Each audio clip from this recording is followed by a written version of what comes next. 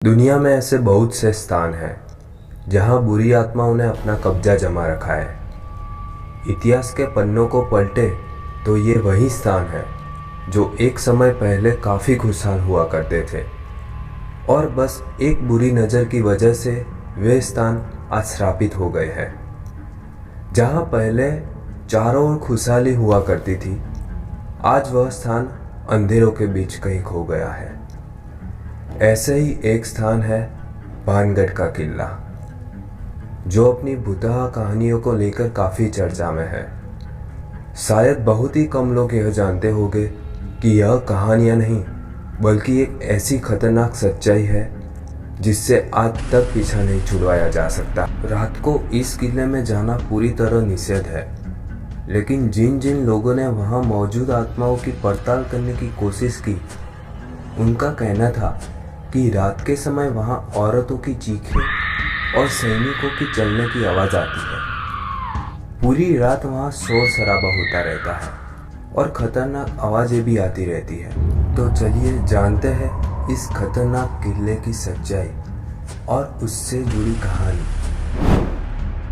17वीं शताब्दी में राजा सवाई मानसिंह के छोटे भाई राजा माधो सिंह ने भानगढ़ किले का निर्माण करवाया था और किले की चारों ओर पहाड़ों की खूबसूरती है।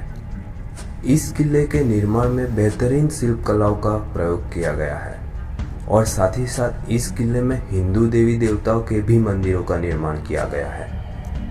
भानगढ़ किले का निर्माण बेहद मजबूत पत्थरों से किया गया था, जो आज भी वहीं के वहीं है। लेकिन इस खूबसूरत भानगढ़ किले की एक भयानक सच्चाई इसके अंदर दबी गई है और वह एक तांत्रिक का श्राप है, जिसकी वजह से आज भी इस किले में शाम ढलते ही रूहों और आत्माओं की आवाज़ आने लगती है।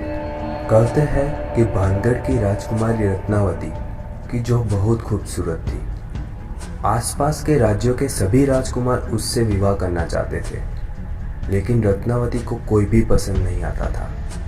लेकिन उसी राज्य में रहने वाला सिंधिया की जो काला जादू का ज्ञाता था और उसकी भी नज़र रत्नावती पर थी, वह रानी रत्नावती के रूप का दीवाना बन गया था और उससे विवाह करना चाहता था। रानी रत्नावती इत्र की शौकीन थी।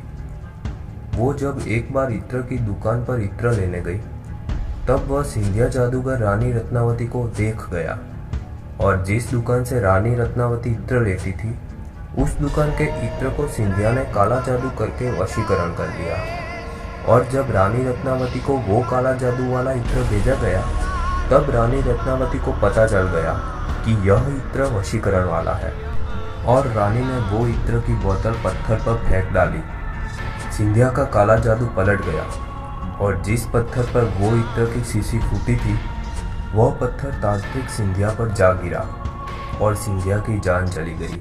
मरते वक्त तांत्रिक ने राजकुमारी समेत पूरे भानगढ़ को श्राप दे डाला कि महल में और भानगढ़ में रहने वाले सभी लोग मर जाएंगे और वह कभी जन्म नहीं ले पाएंगे। उनकी आत्माएं हमेशा इसी स्थान पर कैद रहेगी।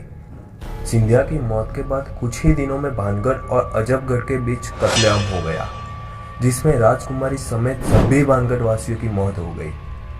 और कहते हैं कि आज भी रात के वक्त वहाँ पे रानी रत्नावती की और सैनिकों की आवाज़ें आती है। तो इस दिल दहला देने वाले भानगढ़ किले की कहानी आपको कैसी लगी, कमेंट सेक्शन में ज़रूर बताएं। और हाँ, चैनल पे नए हो तो सब्सक्राइब करना मत भूलना।